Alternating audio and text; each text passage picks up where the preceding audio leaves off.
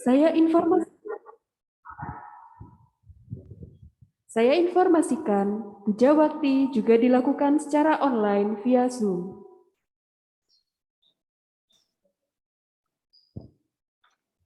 Puja bakti akan segera kita mulai. Puja bakti pada pagi hari ini akan diisi oleh Upacarika Surya Haryono dengan topik Disrobe, lepas jubah versus mengembalikan latihan.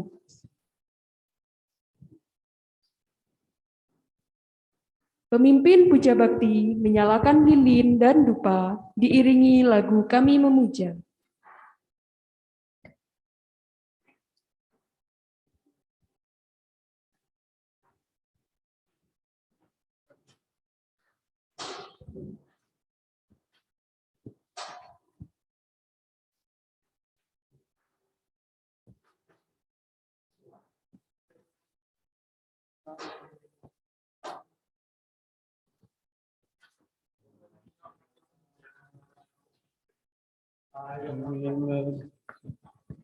Di sini kami memuja namamu, Sang Buddha, bersama air dan bunga pelita dan dupa. Kami bersujud padamu, Yang Maha Suci dan Sempurna. Kami berdoa duduk bernamaskara, mohon perlindunganmu. Kami berlindung padamu, Yang Maha Suci dan Sempurna.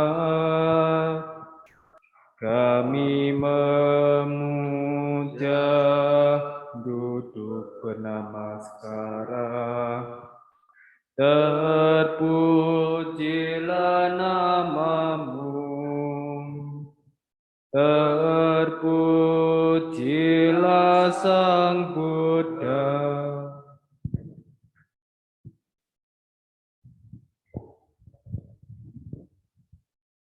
Selanjutnya, nama Karapata dipimpin oleh pemimpin puja bakti. Mari puja bakti pada pagi hari ini kita mulai dengan membacakan nama Karapata. Arahang Sama Sambuddho Bhagawa.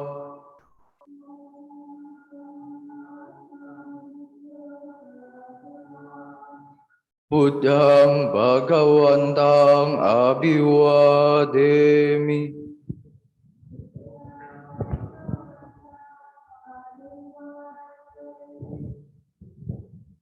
Swakato Bhagawata Dhammo.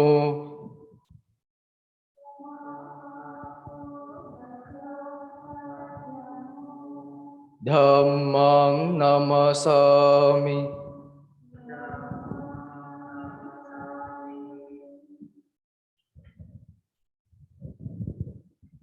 Supatipanno Bhagavato Sawaka Sangho.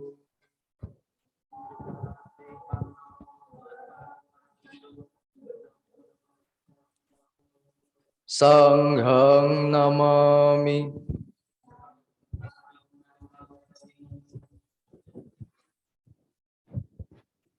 Yamam hakum mayang Bhagawantang saranang gatayo no Bhagawasata.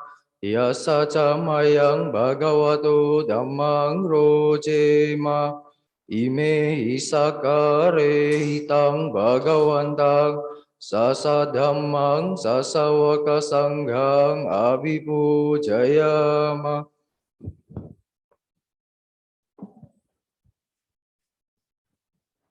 Pembacaan parita dipimpin oleh pemimpin puja bakti. Para umat mengikuti secara bersama-sama.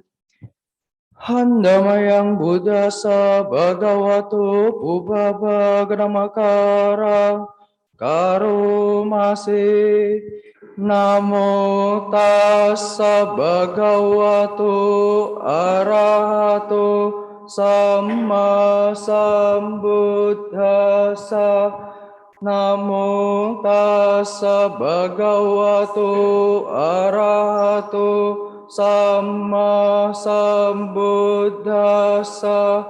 Namo Tassa Bhagavato Arahato Samma Sambuddhassa. Terpujilah Sang Bhagawa yang Maha Suci, yang telah mencapai penerangan sempurna. Terpujilah Sang Bhagawa yang Maha Suci, yang telah mencapai penerangan sempurna. Terpujilah Sang Bhagawa yang Maha Suci, yang telah mencapai penerangan sempurna.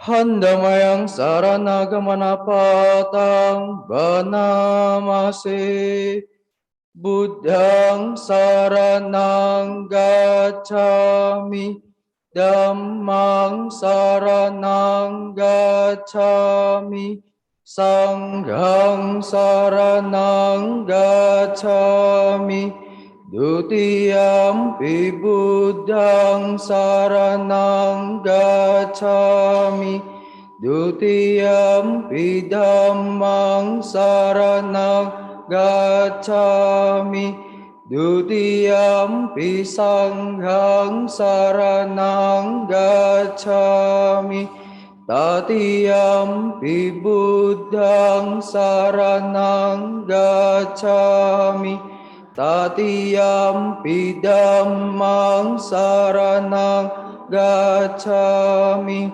Tatiyampi Sanghang saranang gacchami. Aku berlindung kepada Buddha, aku berlindung kepada Dhamma, aku berlindung kepada Sangha. Kedua kalinya aku berlindung kepada Buddha, kedua kalinya aku berlindung kepada Dhamma, kedua kalinya aku berlindung kepada Sangha, ketiga kalinya aku berlindung kepada Buddha, ketiga kalinya aku berlindung kepada Dhamma, ketiga kalinya aku berlindung kepada Sangha. Handamayang Pancasika pada patang banamase panatipata weramani sikkhapadang samadhiyami adinadana weramani sikkhapadang samadhiyami kame sumicacara weramani sikkhapadang samadhiyami musawada weramani sikkhapadang samadhiyami surameraya majapamadatthana weramani sikkhapadang samadhiyami. Aku bertekad melatih diri, menghindari pembunuhan makhluk hidup. Aku bertekad melatih diri, menghindari pengambilan barang yang tidak diberikan. Aku bertekad melatih diri, menghindari perbuatan asusila. Aku bertekad melatih diri, menghindari ucapan bohong.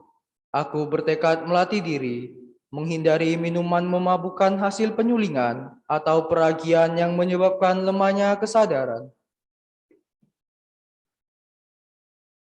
Handamayang Buddha Nusatinayang Karumase Iti piso Bhagawa Arahang Samma Sambuddho Wijacarana sampano sugatolo kawidu anuttaro purisa dhamma sarati satta dewa manusanang buddho bhagawati. Karena itulah Sang Bagawa, beliau adalah yang maha suci, yang telah mencapai penerangan sempurna, sempurna pengetahuan serta tindak tanduknya, sempurna menempuh jalan ke nibbana, pengetahu segenap alam, pembimbing manusia yang tiada taranya, guru para dewa dan manusia, yang sadar, yang patut dimuliakan.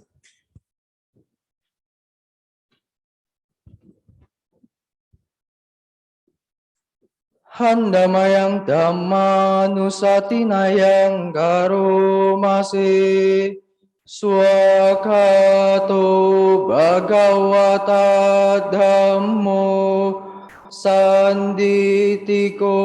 Akaliko Ehipasiko Opanaiko Pacatang Weditabo Winyuhiti. Dhamma telah sempurna dibabarkan oleh Sang Bagawa, terlihat amat jelas, tak bersela waktu, mengundang untuk dibuktikan, patut diarahkan ke dalam batin, dapat dihayati oleh para bijaksana dalam batin masing-masing.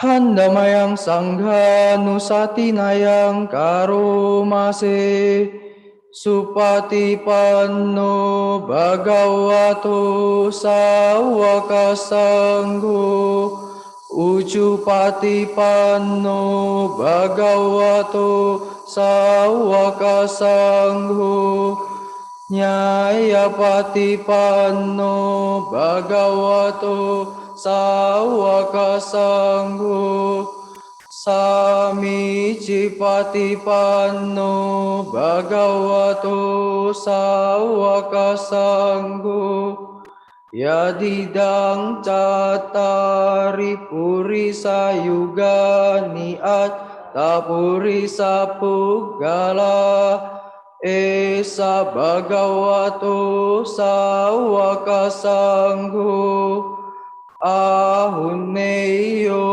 pahunneyo dakineyo anjali karaniyo anuttarang punya ketang lokasati. Sangga siswa Sang Bagawa telah bertindak baik. Sangga siswa Sang Bagawa telah bertindak lurus. Sangga siswa Sang Bagawa telah bertindak benar. Sangga siswa Sang Bagawa telah bertindak patut. Mereka adalah 4 pasang makhluk, terdiri dari 8 jenis makhluk suci. Itulah Sangga siswa Sang Bagawa, patut menerima pujaan, patut menerima suguhan, patut menerima persembahan, patut menerima penghormatan, ladang menanam jasa yang tiada taranya bagi makhluk dunia.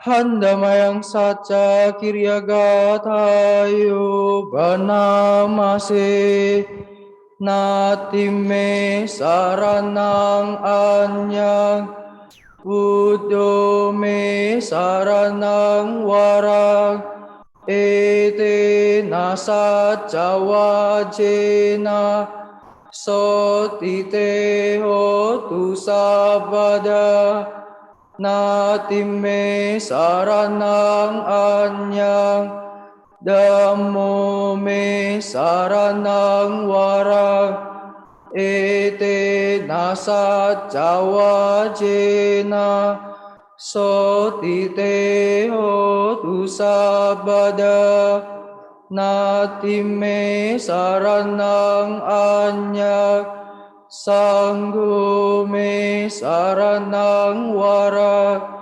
ete nasaca wajena Sotite hotu sabada. Tiada perlindungan lain bagiku, Sang Buddhalah pelindungku nan luhur. Berkat pernyataan kebenaran ini, semoga setiap saat Anda selamat sejahtera. Tiada perlindungan lain bagiku, Dhammalah pelindungku nan luhur. Berkat pernyataan kebenaran ini, semoga setiap saat Anda selamat sejahtera. Tiada perlindungan lain bagiku, Sanggalah pelindungku nan luhur. Berkat pernyataan kebenaran ini, semoga setiap saat Anda selamat sejahtera. Selanjutnya, mari kita buka halaman 97, Bojangga Parita.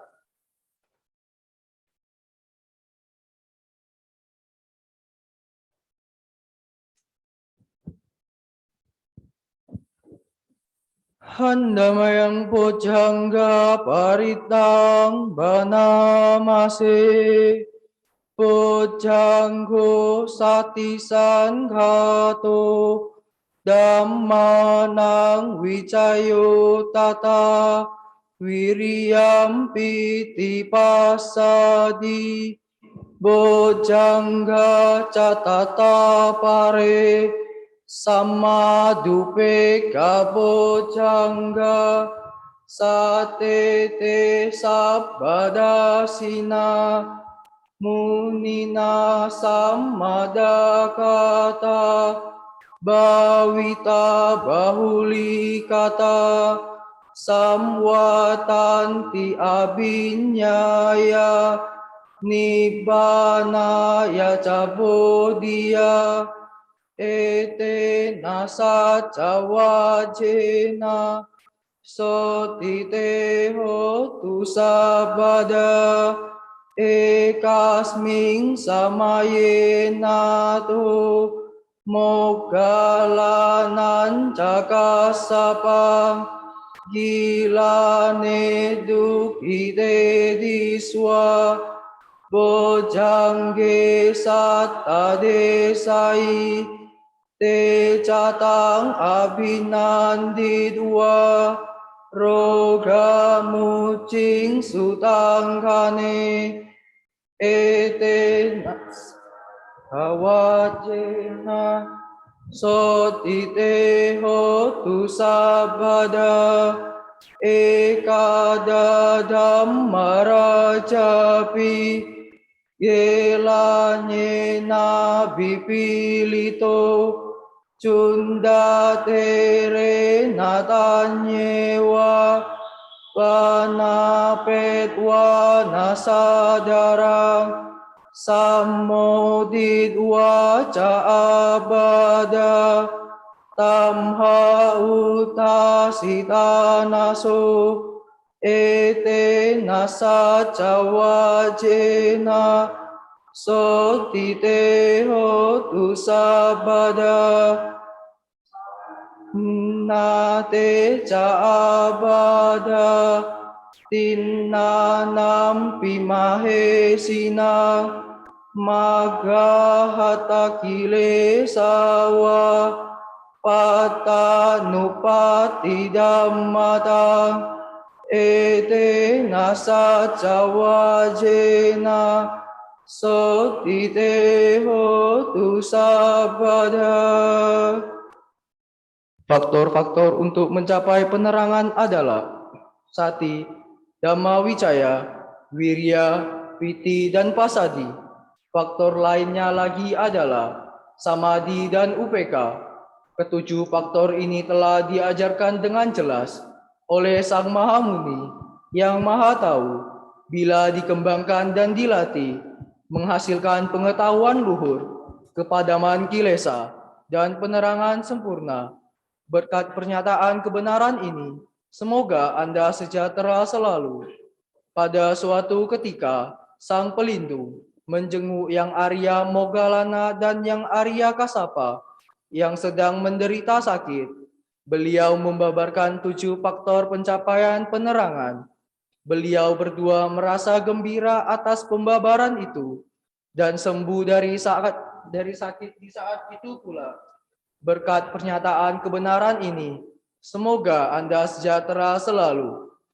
Suatu ketika, Sang Dama Raja sendiri menderita sakit, meminta Yang Arya Cundatera mengulang suta itu dengan seksama.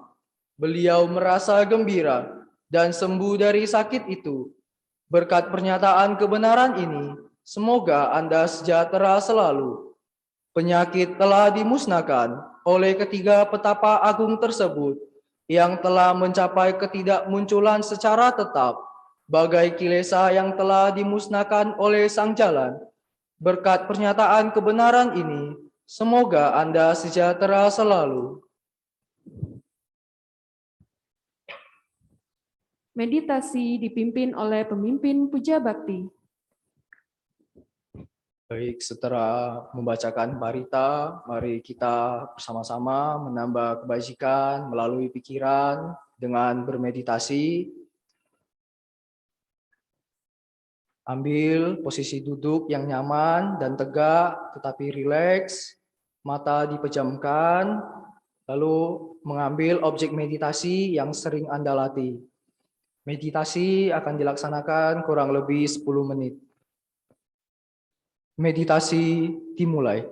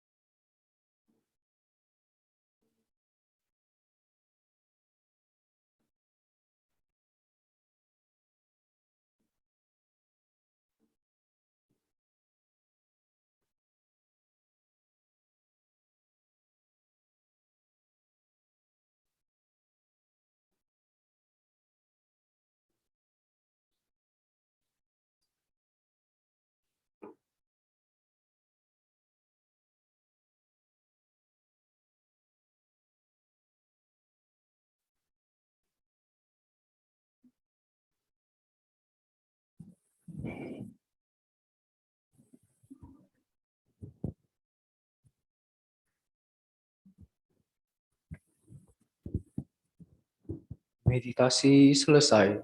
Sape sata bawantu sukitata. Semoga semua makhluk hidup berbahagia. Sadu, sadu, sadu.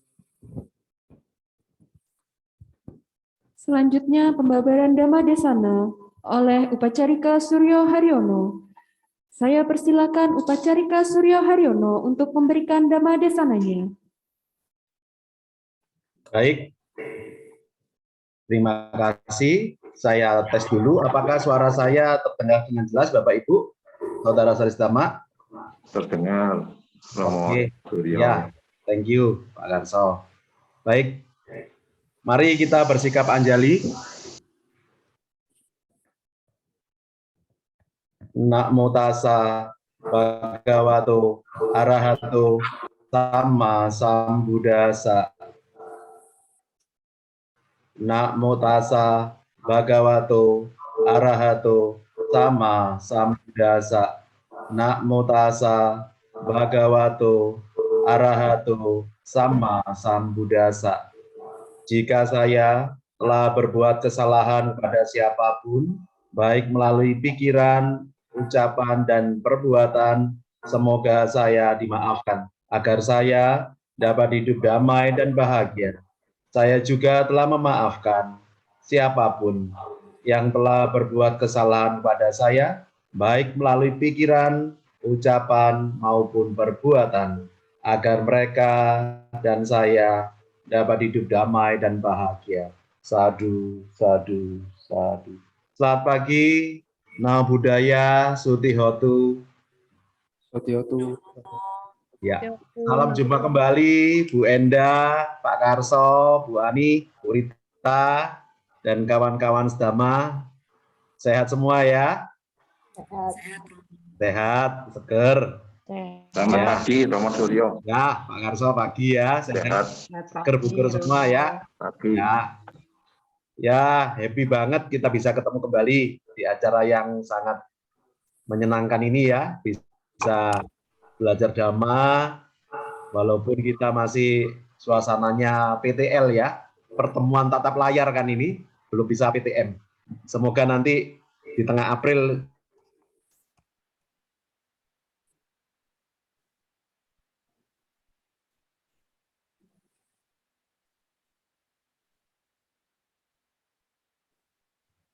topiknya tentang disropt, lepas jubah versus mengendalikan latihan. Jadi nanti kita banyak interaktif ya Bapak Ibu, kawan-kawan sedama, kita diskusi, tapi dengan syarat ketentuan berlaku tidak membicarakan pribadi orang. Ya, kita sepakat, kita sportif, tidak ngerasani orang, tidak rasan-rasan, tidak gibah. Oke, kalau terpaksa menjurus ya kita sebut aja oknum, begitu ya Bapak Ibu, kawan-kawan sedama. Ya, setuju? Karena kita belajar Dhamma, bukan menambah kekotoran batin. Baik, tolong dibantu operator untuk materi saya bisa ditampilkan. Thank you. Baik, Romo. Ya, makasih. Nanti kita interaktif ya, langsung aja jangan sungkan bisa raise hand kalau bertanya atau langsung open mic. Nggak apa-apa, potong aja pembicaraan saya. Kita belajar Dhamma dengan dialektika, dengan interaktif.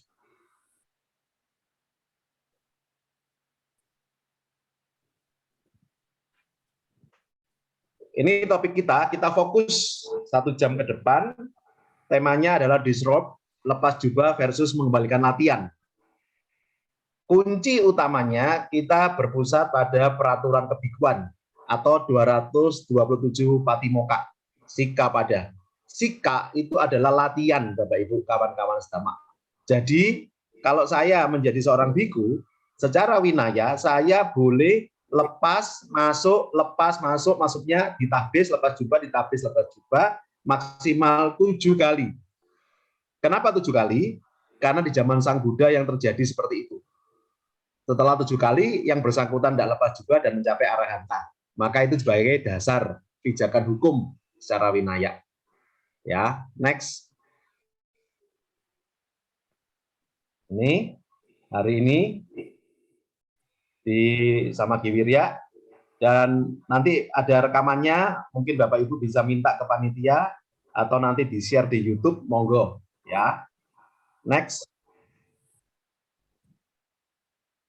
Mari Bapak Ibu, mulai dibantu pemimpin puja atau penerjemah untuk membacakan. Iya. Kita dengarkan bersama-sama, silakan. Baik Romo, saya bacakan. Yes. Buddha, mengapa aku percaya? Buddha tidak pernah menjanjikan hal-hal indah atau menjanjikan aku pasti akan ke surga, bahkan nibbana bila percaya kepadanya. Buddha juga tidak pernah berkata, kalau tidak percaya dia pasti masuk neraka. Buddha tidak pernah memberikan dongeng yang mengerikan atau menyenangkan supaya aku percaya dan takut terhadapnya. Buddha tidak pernah mengatakan, akulah yang menciptakan langit dan bumi ini. Buddha tidak pernah menjanjikan hal-hal yang indah di masa depan, bahkan juga dia tidak bisa mensucikan orang lain. Bahkan untuk mensucikan diri sendiri pun mengandalkan diri kita sendiri. Tetapi, mengapa aku masih mau mengikuti ajarannya? Karena Buddha, aku tahu dan mengerti. Kenapa aku menderita? Kenapa aku cacat? Kenapa aku bermuka buruk? Kenapa aku sakit dan pendek umur? Dari Buddha, aku mengerti hukum karma. Aku mengerti 4 kesunyataan mulia, kebahagiaan dan jalan menuju kebahagiaan. Mengapa aku tidak bahagia? Dan sebab aku tidak bahagia. Bertambah kebijaksanaanku sehingga tidak menyalahkan siapapun atas penderitaanku sendiri. Cari wihara buka apa enggak gitu. Ini wihara udah dibuka. Kan enggak pergi kok.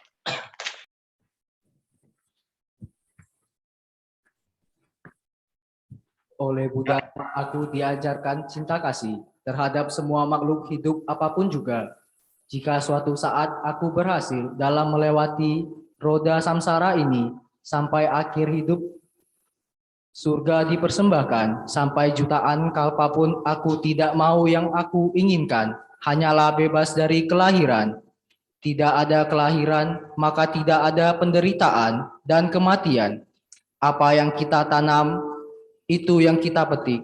Apa yang kita lakukan, itu yang akan kita dapatkan. Jauhi perbuatan jahat, perbanyak kebajikan, sucikan hati dan pikiran. Itu ajaran yang diajarkan Sang Buddha. Ingat, sukacita dan dukacita di tangan kita, bukan di tangan siapa-siapa. Ingat, sukacita dan dukacita di tangan kita, bukan di tangan siapa-siapa. Ya, terima kasih. Next. Bapak Ibu, kawan-kawan sedama, basis kita sebagai umat awam, bagaimana kita bertindak tanduk, bersikap, dan beretika di masyarakat, itu sudah ada panduannya dalam Sigalawaja Sutta. Maka hari ini kita fokus isi Sigalawaja Sutta tentang sikap kita kepada anggota sangha seperti arah atas. Maka saya bacakan dulu intronya, Sigalawaja Sutta atau Sutta kepada pemuda Sigalu. Sigalawaja Sutta adalah sutta ke-31 yang dijelaskan dalam Digha Nikaya, bagian dari Sutta Pitaka Tipitaka Pali. Sigalawaja Sutta dikenal pula dengan nama Sigala Sutta, Sigalaka Sutta, Singalowada Sutta, dan Sigalawaja Sutanta. Sigalawaja Sutta merupakan khotbah Buddha Gautama yang berkaitan dengan etika di masyarakat. Apa itu etika? Etika adalah kepatutan, kemoralan, aturan, etiket, sopan santun, dan tata cara kita menghadapi pihak lain. Yang bersumber dari asdat istiadat, kebudayaan, dan ajaran kebenaran menurut ajaran agama. Dalam hal ini tentu saja Buddha Dhamma atau Buddha Sasana. Sigalawaja Sutta berisikan wejangan Buddha Gautama pada Sigala, putra keluarga Buddhis yang tinggal di Rajagaha. Orang tua Sigala adalah penganut agama Buddha yang taat dan berbakti kepada Buddha. Tapi mereka tidak berhasil mengajak putranya mengikuti jejak mereka. Pendek kata, seperti kita saat ini, mungkin orang tuanya Buddhis, tapi anaknya non-Buddhis. Apakah jadi masalah? Tidak jadi masalah. Sejauh Bapak Ibu kawan-kawan sedama berhasil menginjek mindset pola pikir Buddhistiknya. Ya, jadi kebudisan itu tidak ditentukan dengan kata-kata agamanya apa dalam KTP, tapi apa yang ada di benak orang itu sudah selaras tidak dengan nilai-nilai Buddhis. Dan banyak contoh fakta para biku kita yang hebat-hebat kebanyakan adalah dari latar belakang non-Buddhis.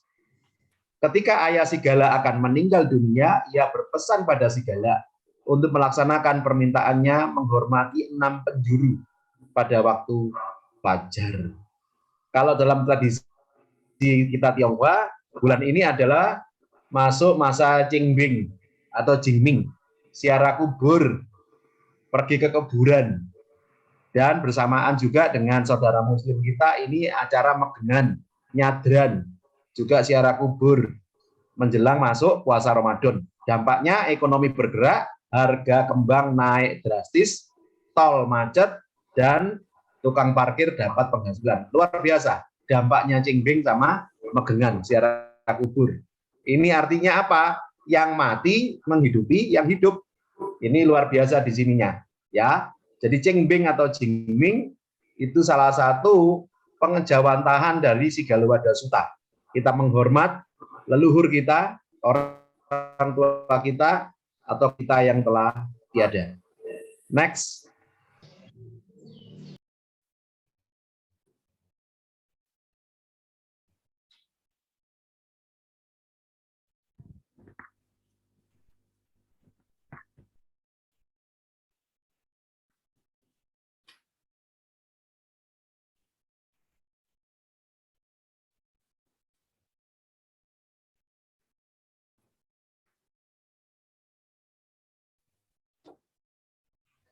Baik, ini Bapak Ibu rangkuman 6 arah. Jadi arah timur kita menghormat orang tua kita, simbol matahari terbit. Kenapa orang tua diletakkan di timur? Karena dari orang tua lah kita berasal. Asal-usul kita ini kan hanya setitik nokta, sperma dan sel telur. Badan jasmani ini adalah titipan, pinjaman mama kita. Maka dalam tradisi Buddhis dan tradisi Tionghoa, seorang anak kalau ditanya umurmu berapa, pasti umur kalender ditambah 1, yaitu 9 bulan, 10 hari dalam perut mama itu dianggap 1 tahun. Maka keluarlah perhitungan Cap Jisyo atau 12 sio. Itu sebenarnya adalah benar-benar yang dipengaruhi tradisi Buddhis, menghormati, menjunjung tinggi jasa orang tua, terutama ibu kandung kita. Karena badan jasmani ini bukan milik kita. Kita punya hak pakai, tapi nggak punya hak milik. Ini milik ibu kita. Arah selatan adalah guru kita. Arah barat, matahari tenggelam adalah istri dan anak-anak kita. Utara, sahabat dan teman. Bawah itu adalah pelayan kita, guru kita, pegawai kita, atau tim kita. Sedangkan arah atas adalah para petapa dan brahmana. Maka para biku anggota sangha masuk dalam kelompok pabajita atau para pertapa. Ini sutanya, jadi kita fokus ke Sigala Sutta yang arah atas ya, para pertapa dan brahmana. Oh putra kepala keluarga, dalam 5 cara seorang warga keluarga harus memperlakukan para petapa, para biku, dan brahmana seperti arah atas. 1. Dengan cinta kasih dalam perbuatan, cinta kasih dalam perkataan, cinta kasih dalam pikiran memperlakukan para biku. Membuka pintu rumah bagi mereka, mempersilahkan mereka untuk masuk, menunjang kehidupan mereka pada waktu-waktu tertentu. Bapak, Ibu, dan kawan-kawan sedama, mohon maaf baru saya sampaikan, 43 tahun saya menjadi umat Buddha, karena tahun ini saya 49, tahun depan 50 tahun, saya belajar agama Buddha secara resmi di sekolah, umur 6 atau kelas 1 SD ya. Maka saya bisa menyimpulkan memang umat Buddha memperlakukan para biku sungguh-sungguh istimewa. Bagus di titik tertentu. Tapi di titik lain juga dimanfaatkan oleh oknum-oknum biku untuk memperlena umat itu dan menumpuk kekayaan. Ya. Jadi banyak faktanya, kasus-kasus, bahkan ada yang lepas juga setelah 10 tahun bisa memiliki Alfamart di Pulau Bali misalnya. Nah ini Mungkin sudah saatnya harus ada semacam audit, seorang itu yang masuk jadi biku harus melaporkan kekayaannya berapa dan lepas juga berapa kekayaannya. Karena menjadi aneh kalau seorang biku itu rekening bank atas namanya, dan juga lebih aneh umat pun mentransfer ke sana. Ya, ini yang harus dipantau ketat. Loh, apakah Ko Suryo, Romo Suryo berarti kita usil? Tidak.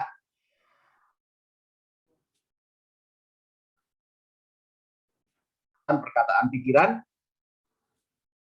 menunjang kehidupan mereka dan membukakan pintu bagi para beliau. Artinya itulah bentuk kasih sayang kita. Orang yang cinta dan sayang kepada orang itu pasti menjaganya agar tidak tersakiti dan tidak menderita atau tergelincir dalam keterlenaannya. Next. Tolong bergantian dibacakan penerjemah lalu pemimpin puja ya. Silakan. Dalam 6 cara ini, oh putra, kepala keluarga, para pertapa dan brahmana yang diperlakukan sedemikian oleh seorang warga keluarga seperti arah atas, akan menunjukkan kecintaan mereka. Mereka mencegah ia berbuat jahat, mereka menganjurkan ia berbuat baik, mereka mencintainya dengan pikiran penuh kasih sayang, mereka mengajarkan apa yang belum pernah ia dengar, mereka membenarkan dan memurnikan apa yang pernah ia dengar, mereka menunjukkan ia jalan ke surga. Oh putra kepala keluarga, dalam 5 cara inilah seseorang warga keluarga memperlakukan para pertapa dan para brahmana seperti arah atas. Dalam 6 cara inilah para petapa dan brahmana menunjukkan kecintaan mereka kepadanya. Demikianlah arah atas ini dilindungi, diselamatkan dan diamankan olehnya. Demikian sabda Sang Bagawa. Baik, Bapak Ibu, kawan-kawan sedama, kalau tadi kita 5 sebagai umat awam memperlakukan para biku. Sebaliknya para biku memperlakukan kita 6. Ini namanya praktek belas kasih, karuna. Ingat Bapak Ibu, welas asih. Welas itu welasan, artinya memberi lebih. Jadi kalau Bapak Ibu, terutama ibu-ibu, kalau belanja di pasar kan pasti mintanya welasan ya. Minta bonus, diberi lebih oleh bakul di pasar. Artinya para biku memberi kita lebih setelah kita perlakukan dengan baik. Apa itu? Mencegah umatnya berbuat jahat, menganjurkan umatnya berbuat baik, mencintainya dengan pikiran penuh kasih sayang, mengajarkan apa yang belum ia dengar, tentunya yang bermanfaat, menunjukkan, memurnikan apa yang ia dengar, artinya meluruskan kalau itu salah, dan menunjukkan jalan ke surga. Artinya untuk kelahiran di alam-alam bahagia. Baik Bapak Ibu, kawan-kawan sedama, di slide ini sampai di sini mungkin ada pertanyaan, silakan. Boleh langsung raise hand, boleh open mic. Bagi teman-teman para umat yang menghadiri wihara juga bisa menyampaikan pertanyaannya. Silakan. Silakan, nggak apa-apa, kita mengalir saja. Ya, asal bertanyanya kita ada etika, tidak boleh menyebut nama orang. Ya, itu kode etik. Baik, sambil saya tunggu pertanyaan, kita lanjut dulu. Silakan.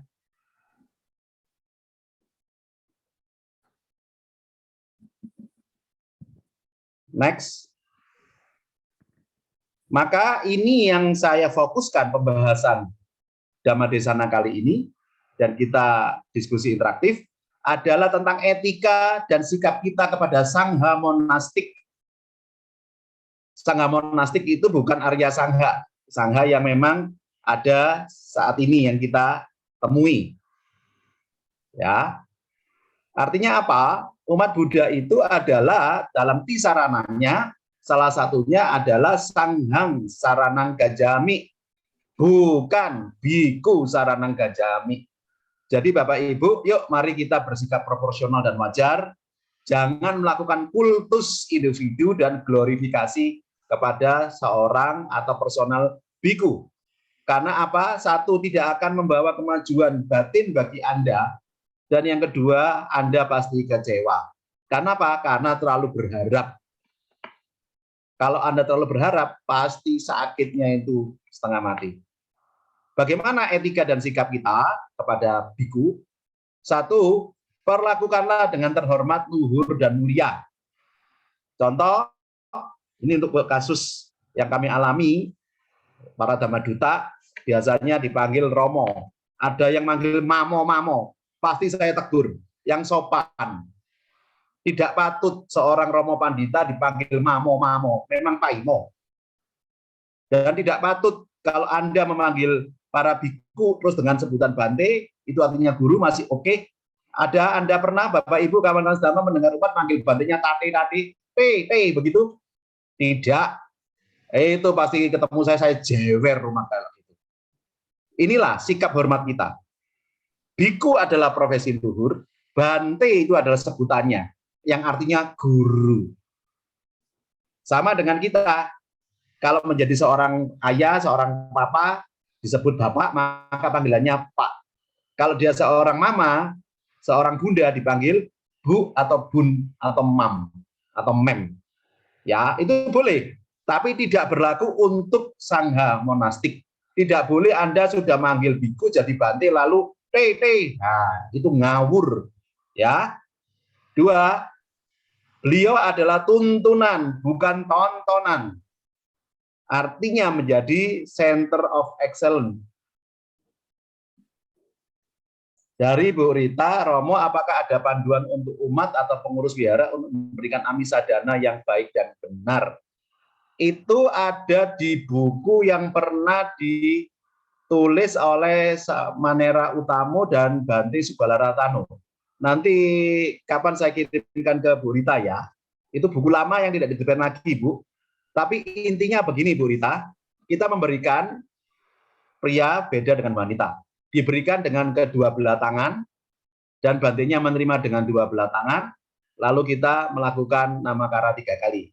Sedangkan kalau itu wanita yang memberikan, maka Bantenya memberikan sapu tangan atau diletakkan tidak langsung bersentuhan dengan tangan beliau. Inti sarinya begitu. Ya, ini janji saya ke Bu Rita, akan saya berikan bukunya. Ada ini tentang amisadana. Tata caranya gimana, termasuk tata cara puja itu bagaimana, meletakkan benda-benda itu dan meletakkan di altar. Begitu ya Bu Rita. Saya lanjut. Itu bukunya warna kuning, buku lama itu waktu saya kecil. Dan belum ada yang menerbitkan ulang. Yang ketiga, etika dan sikap kita adalah relasi guru dan murid, tidak lebih, tidak kurang. Jangan mendewakan, jangan mengkultus dan mengglorifikasi seorang biku. 4, bersikap wajar dan proporsional. Apakah wajar? Bagaimana amisadana untuk anggota sangha yang kita undang secara online? Begini, itu namanya catu pacaya, Bu Rita ya. Jadi kita menyebut aja catu pacaya. Maka cara satu, Anda bisa minta dihubungkan dengan Karaka Sabha atau Dayakanya. Atau singkatnya itu Among Bikunya. Ya. Maka kita sudah zaman seperti ini, kita tinggal transfer. Ya, kita transfernya bukan mengatakan Bante dana uangnya sudah saya transfer, tidak tepat, tapi dana catu pacaya sudah kami transfer, kami serahkan pada Karaka Sabha atau Dayakanya Bante. Itu hanya untuk informasi saja. 2, setelah transfer lakukan konfirmasi ke Dayakanya.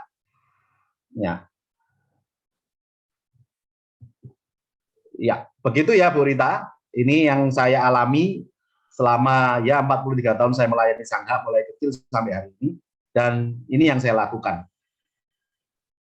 Nah, kadang-kala ada umat yang berdana uang tunai kepada bikunya waktu katakanlah para bantenya blessing atau apa. Biasa kalau saya dampingi, itu saya yang memasukkan ke yamnya beliau. Dan saya menyampaikan Bante, ada catu pacaya di dalam yamnya Bante. Itu cukup, saya katakan begitu. Jadi saya nggak perlu menghitung, oh Bante ini dana catu pacayanya dalam mangkuk merah sudah saya buka, itu ada cetio. Nah itu saya berlebihan dan ngawur. Saya cukup mengatakan, Bante, tadi saya sudah memasukkan dana jatuh pacaya ke dalam jam yang Bante bawa. Seperti itu. Saya lanjut ya. 5. Jaga jarak aman. Jubah versus baju. Ini yang saya pernah lihat dan pernah saya alami. Berkali-kali saya sering menegur umat, terutama umat wanita, yang masih beredar di daerah kuti. Bapak, Ibu, kawan-kawan sedama, kuti harus steril dari wanita. Kenapa? Karena kuti itu tempat tinggal biku.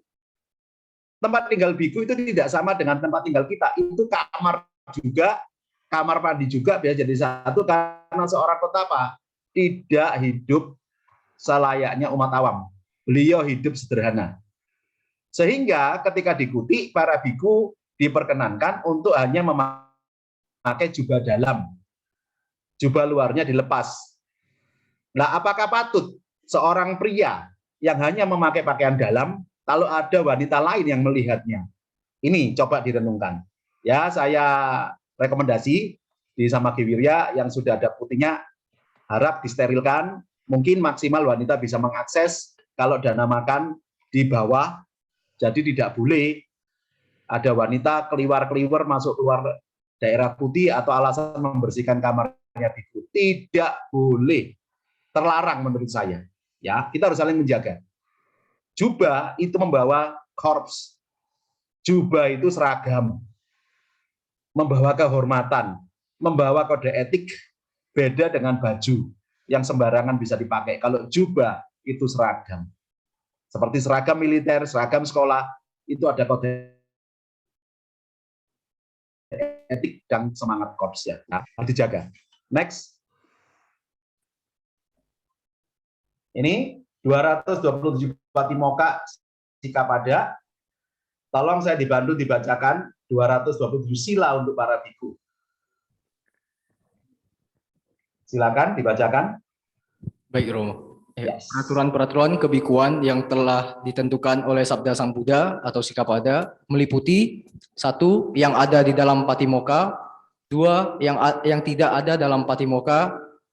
Yang ada dalam patimokkha meliputi 1. 4 parajika, 2. 13 sanggadisesa, 3. 30 nisagia pacitya, 4. 2 aniyata, 5. 92 pacitya, 6. 4 patide sania, 7. 75 sekiawata. 7 peraturan tersebut di atas meliputi 220 dan ditambah 7 adikarana samata, semuanya berjumlah 227 peraturan.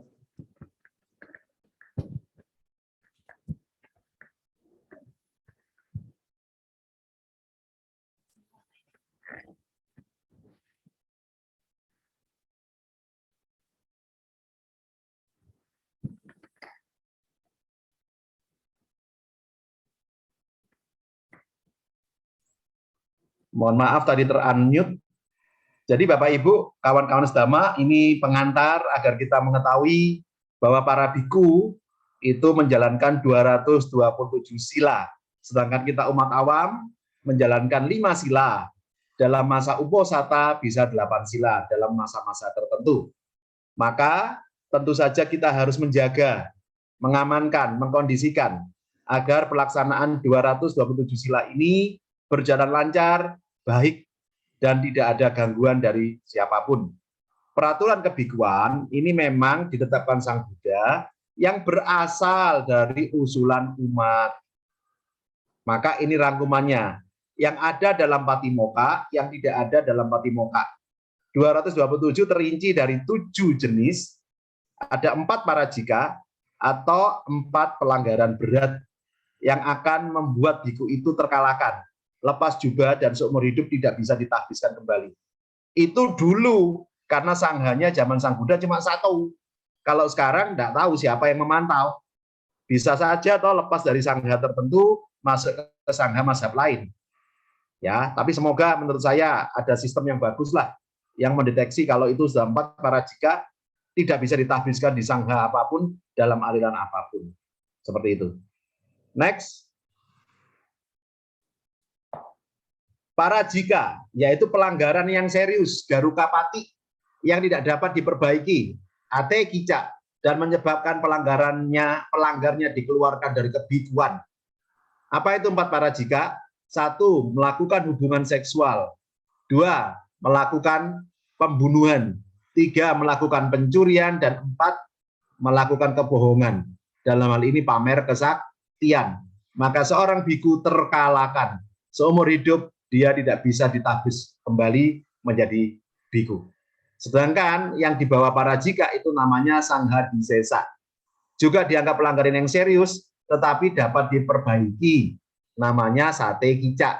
Sebagai sanksinya pelanggar diberi masa percobaan.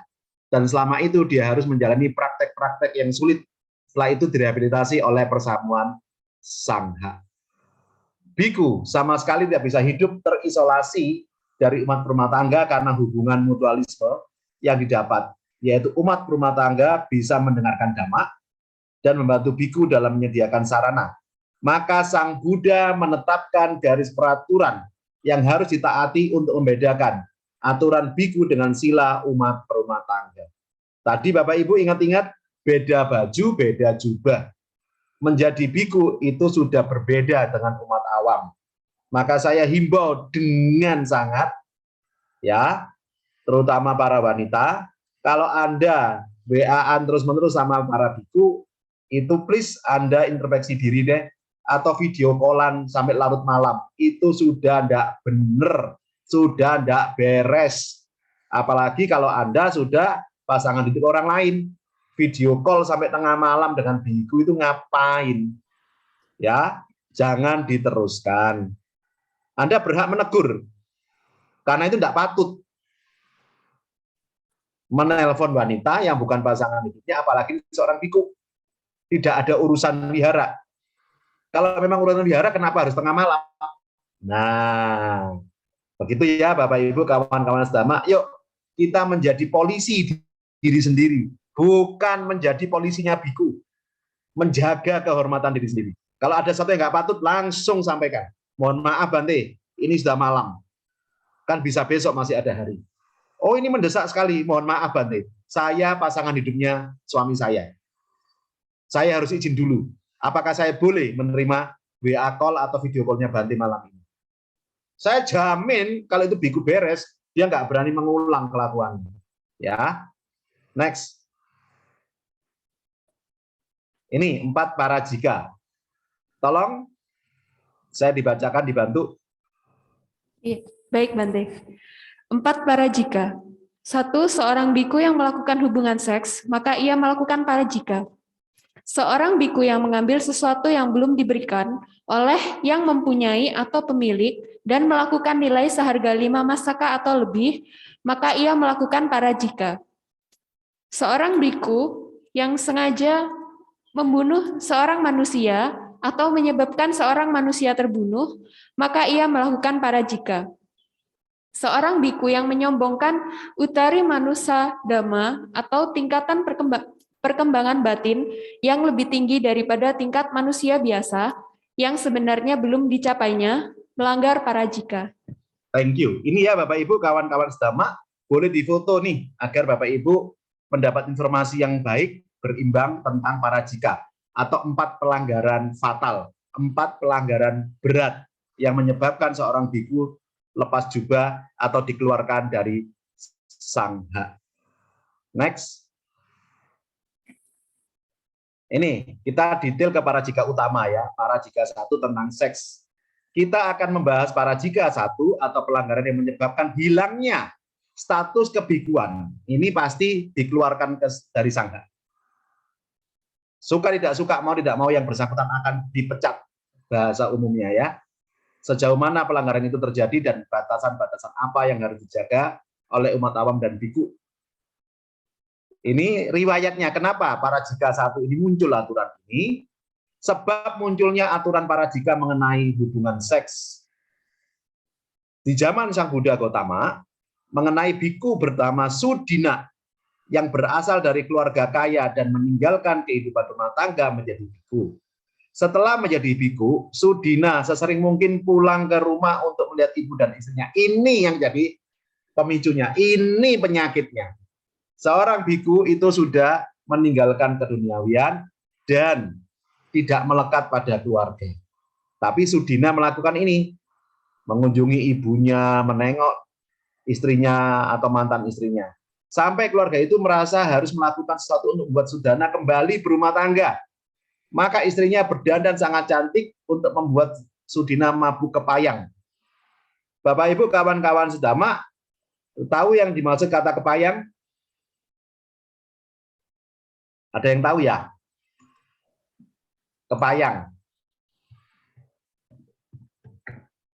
Silakan, ada yang mau komentari di ini, di chatroom? Silakan. Apa itu kepayang? Ada yang suka makan rawon?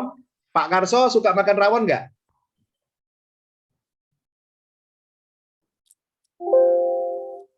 Pak Karso ada? Pak Karso, veje, Pak. Saya wakili Romo. Tidak, karena Pak Karso vegetarian, Pak. Oh, ya Bu Enda, kenapa Pak Karsonya? tidak makan rawon karena vegetarian. Oh, vegetarian. Oke, thank you. Ah, ini Bu Rita suka. Lah, Bu Rita, rawon itu ada apa? Kluwek ya? Betul ya, Bu Rita? Iya, Pak. Iya, Romo. Rawon itu ada kluweknya ya. Kluwek sama ya di Malang, Surabaya ya. Lah, ternyata kepayang itu sama dengan kluwek. Jadi hati-hati loh ya yang suka makan rawon. Kalau Anda kebanyakan Anda bisa mabuk loh. Jadi kepayang itu kluwek dalam bahasa Melayu. Ya, maka bahasa Indonesia mabuk ke payang itu artinya mabuk kluwek. Maka kalau bikin rawon jangan banyak-banyak, nanti bisa rawonnya jangan banyak-banyak kluwek, maksud saya bisa mabuk ya. Thank you. Karena Sudina sangat memegang teguh peraturan dan mengambil brahmacarya, maka ia tidak tergoyahkan. Sampai pada ibunya menangis, nah ini, minta cucu, maka akhirnya Sudina melakukan hubungan seksual dengan istrinya. Maka akhirnya Sudina melepas jubahnya. Ini para jika pertama yang terjadi zaman Sang Buddha dilakukan oleh Bante Sudina. Karena melakukan hubungan seksual dengan mantan istrinya. Next. Oke, pemimpin puja, bantu saya.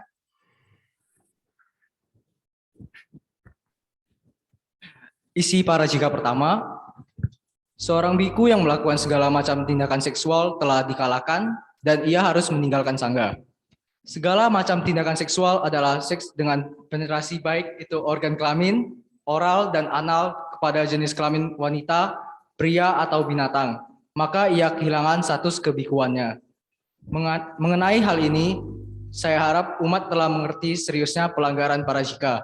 Dan mari kita lihat pada batasan-batasan mana seorang umat berinteraksi kepada biku. 1. Keintiman, menyentuh, mengelus-ngelus. Seorang biku yang baik itu menyentuh secara langsung lawan jenis dengan niat seksual. Kata-katanya keliru. Bukan seorang biku yang baik, yangnya dihapus. Ayo, mulai seorang biku baik itu gitu. Silakan. Mohon maaf Romo, ya. Ya. Seorang biku baik itu menyentuh secara langsung.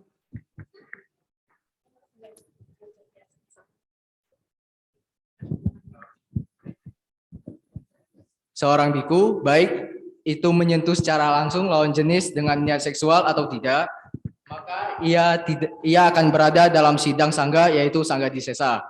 Segala kontak fisik seperti berjabat tangan akan memasuki sangga disesa. Oleh karena itu, biku Theravada biasanya menggunakan sehelai kain untuk menerima persembahan dari lawan jenis. Oke, jelas ya Bapak Ibu, kawan-kawan sedama, kenapa harus menggunakan sapu tangan atau selembar kain ketika seorang biku menerima dana dari wanita. Ya, walaupun itu ibu kandungnya, walaupun itu adik kandung wanitanya atau kakak kandung wanitanya, walaupun itu mantan istrinya, walaupun itu anak kandungnya, tetap ini berlaku aturan. Next. Dan seorang biku pun tidak boleh satu rumah, satu atap dengan wanita, walaupun itu ibunya. Bahkan saya mendapat sumber dari salah seorang biku yang ketat menjaga winaya, termasuk kalau di rumah itu ada anjing betina pun dia tidak boleh menetap di situ. Saking ketatnya dia jaga winaya. Apa itu harus dalam satu atap? Contoh, di Samagewirya itu bagus, putihnya tidak satu wowong, tidak satu atap dengan gedung wihara, terpisah. Ya, itu sudah tepat. Misal saya jadi biku, terus saya mengunjungi mama saya tiap tahun, misal di hari ulang tahun saya atau ulang tahun mama saya atau pas Imlek. Boleh saya berkunjung, tapi saya tidak boleh bermalam di rumah itu, karena ada wanita. Tapi kalau di rumah itu saya dibangunkan bangunan terpisah, yang tidak satu atap, itu boleh. Ya, kita lanjut. Peraturan ini diturunkan dari cerita Biku Udayin. Ingat Bapak Ibu, kawan-kawan sedama, winaya itu, aturan itu muncul karena ada case baru dikasih aturan. Bukan ada aturan dilanggar, maka muncul kasus-kasus. Tapi karena ada kasus, ada aturan. Biku Udayin yang melakukan usapan pada seorang wanita, membelai artinya ya, yang telah berumah tangga. Dan wanita itu tegas sekali melaporkan bahwa tindakan itu bisa digolongkan tindakan sexual harassment atau pelecehan seksual. Wah, zaman segitu sudah tegas ini Sang Buddha. Maka Sang Buddha memaktubkan dalam Sangha Disesa yang berbunyi, seorang biku yang melakukan tindakan kontak tubuh dengan lawan jenis, baik dengan pikiran yang penuh nafsu atau tidak, memegang tangannya, atau segenggam rambut, atau mengusap tubuhnya, maka dia harus melakukan sidang sangha atau Sangha Disesa. Tapi juga ada umat yang lihai. Lah, Ko Suryo kalau biku itu lagi pindah patah di desa, lalu melihat ada sungai, lah ada wanita kecebur, tidak bisa berenang, masa diem aja Romo? Tolong. Tetap tolong, walaupun tetap itu pelanggaran, dan dia nanti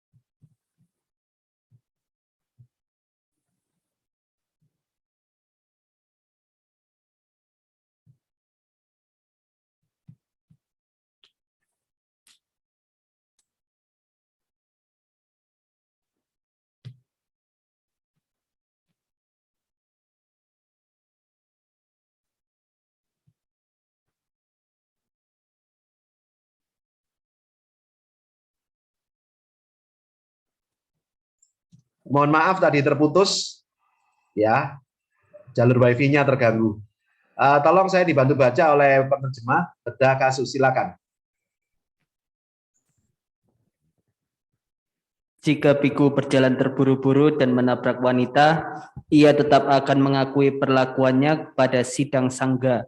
Maka seorang biku diharapkan memperhatikan cara berjalan dan umat diharapkan tidak berlari-lari di vihara ataupun di mana biku tinggal. Menyentuh ibu kandung, saudara kandung sebenarnya juga termasuk pelanggaran, hanya akan dijelaskan pada sidang sangga. Maksud dan tujuannya, karena seorang biku diharapkan tidak tergoda oleh kehidupan duniawinya lagi. Seorang biku yang dengan pemikirannya akhirnya merasa bahwa winaya untuk mencegah memegang wanita, dan akhirnya ia memegang sesama jenis dengan pikiran yang penuh nafsu. Ia akan menghadapi sidang sangga, dan jikalau ia ternyata melakukan penetrasi seks dengan sesama jenis, ia akan terkena parajika dan dikeluarkan. Ya, jadi ini tiada ampun ya, baik heteroseksual maupun homoseksual akan menerima hukuman parajika ini. Dan termasuk dengan binatang misalnya. Ya. Next.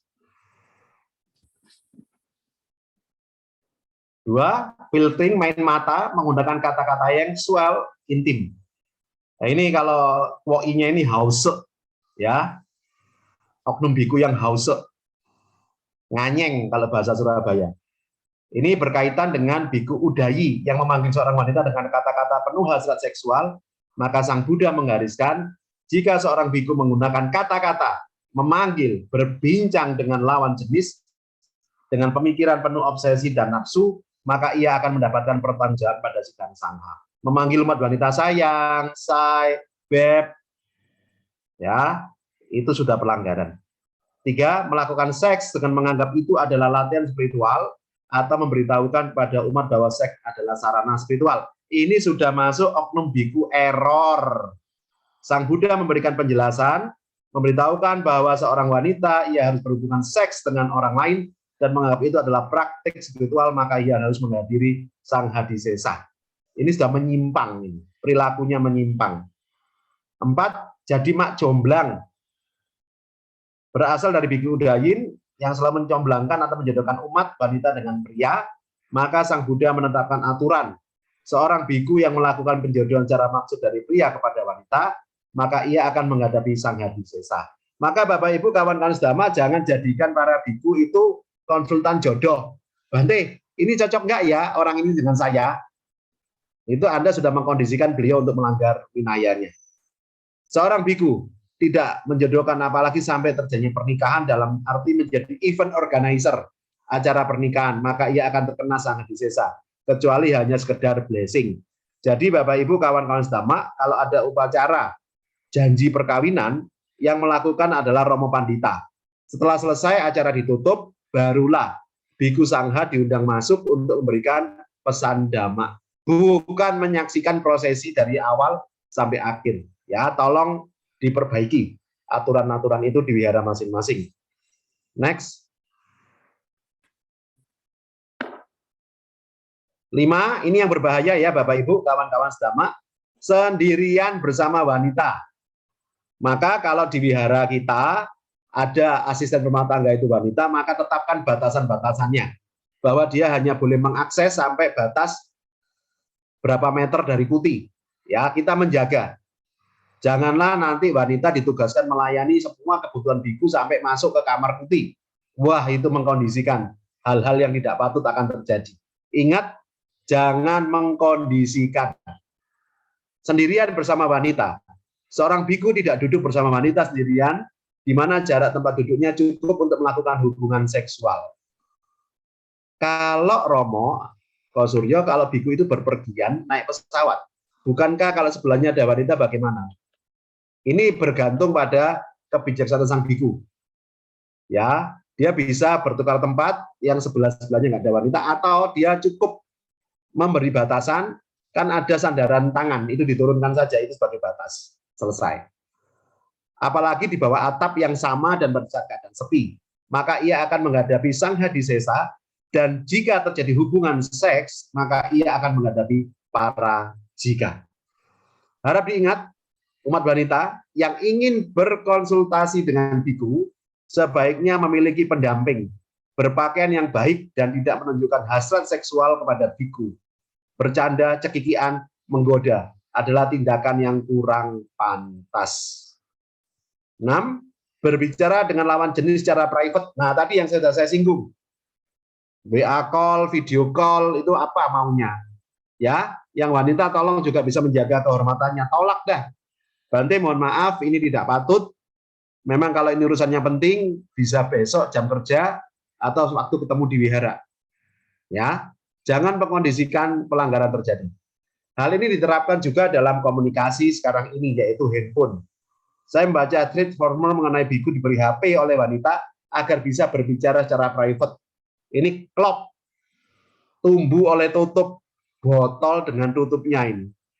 Mengajarkan dhamma lebih dari 6 kalimat pada wanita, di mana itu bukan dhamma desana, maka ia akan menghadapi sangha desa, terkecuali jika ada orang yang melihat kejadian itu atau masing-masing terpisah, tapi ada orang yang meng-cross-check keadaan yang dibicarakan apa.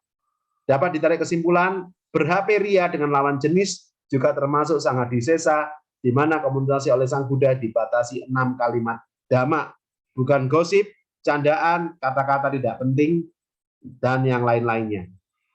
Baik Bapak Ibu, kawan-kawan sedama, silakan kalau ada pertanyaan. Bisa raise hand, bisa open mic, jangan sungkan. Sambil saya tunggu pertanyaannya, kita lanjut dulu.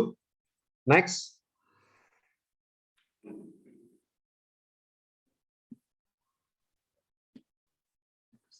Silakan lanjut. Di enter. 7. Tinggal bersama dan travel bersama. Seorang biku yang akan tinggal bersama menginap di mana hanya ada seorang wanita, maka harus ada pendamping atau orang banyak yang tinggal bersama. Hal ini berlaku untuk bepergian. Semoga penjelasan singkat Winaya ini saya dapat memberikan pemahaman dan batasan dari seorang umat pada biku. Silakan Bapak Ibu komentar tanggapannya, ya.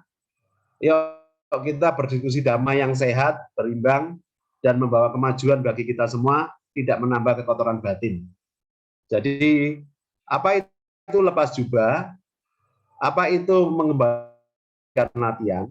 Jadi lepas jubah itu bisa karena keinginan sendiri, tapi tidak ada parajika, mungkin ada urusan kesehatan atau urusan apapun, atau yang kedua memang mengembalikan latihan. Karena menjadi biku itu bukan panggilan, tapi pilihan. Dan itu latihan. Maka sewaktu-waktu boleh kembali ke umat awam, mengembalikan latihannya dalam bahasa awam. Tapi apakah ada kemungkinan lain? Tetap jadi biku tapi keluar dari sangha? Bisa. Ya. Jadi Bapak Ibu bisa lihat di website www.samagipala.org.id. Di situ ada 2 orang biku, saya nggak perlu sebut nama, yang keluar dari Sangha Theravada Indonesia. Tapi hari ini tetap jadi biku. Artinya beliau tidak lepas jubah, beliau tidak mengembalikan latihan, tapi beliau keluar dari pasamuan. Karena memang tidak ada kewajiban untuk bergabung dengan sangha tertentu. Ya, kewajiban biku adalah menjalankan winaya. Tidak ada kewajiban menjadi anggota organisasi sangha tertentu. Seperti itu. Jadi ada 2 orang yang keluar dari pasamuan. 2 orang biku dan tetap menjadi biku independen atau biku partikelir, tidak bernaung dalam sangha apapun. Silakan Bapak Ibu, ada pertanyaan? Bebas. Romo Suryo, saya mau tanya. Silakan Bu Yuwita, gimana kabar? Baik ya? Baik Pak Suryo. Romo, baik sekali kok.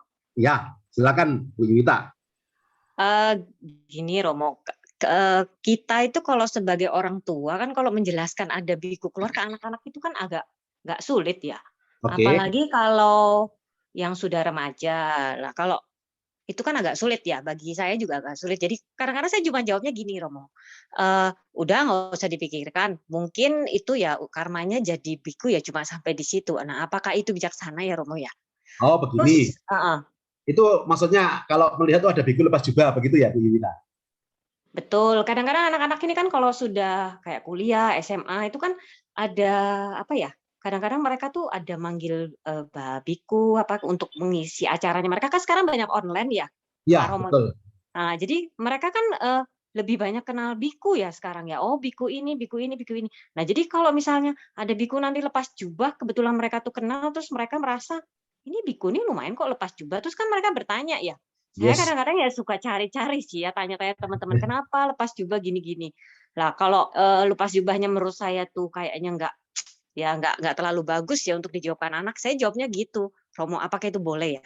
Sudah bijaksana Bu Yuwita dan harus levelnya menjawabnya lebih tinggi lagi. Kalau anak itu masih SD ya kita bilang ya memang bikunya itu tidak selamanya menjadi biku dan dia memilih untuk selesai latihan itu berlatih anakku.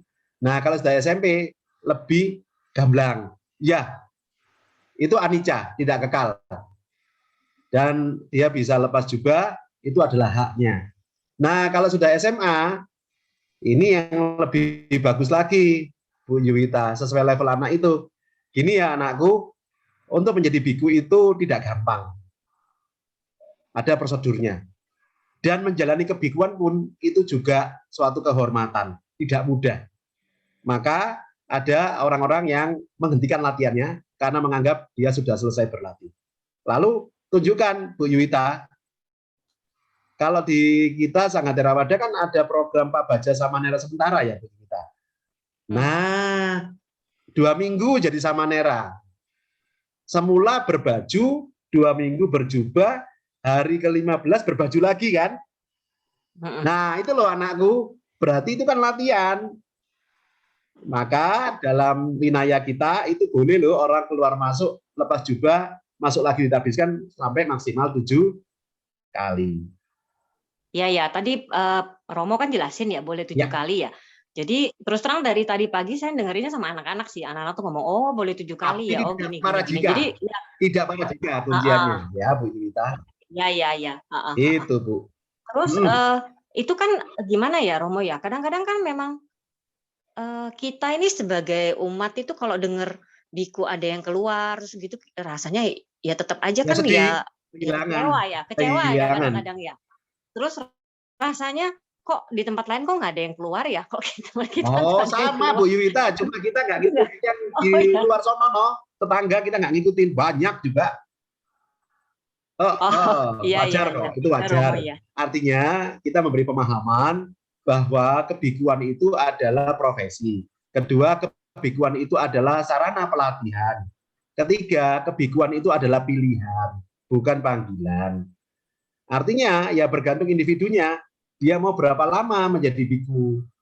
Mau seumur hidup atau mau separuh putaran atau mau hanya 1 dasawarsa atau 1 windu, itu hak orang.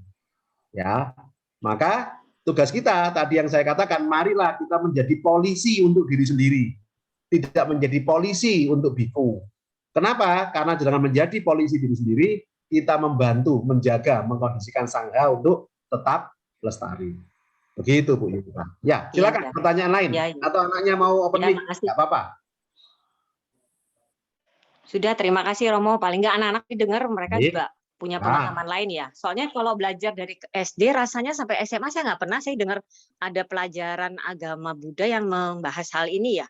Kayaknya mungkin perlu ya, Romo ya. Mungkin perlu sekali Bu Yunita. Dan nanti kita ada dhamma kelas, kita mulai periode ini kita sampaikan bagaimana kita bersikap kepada biku.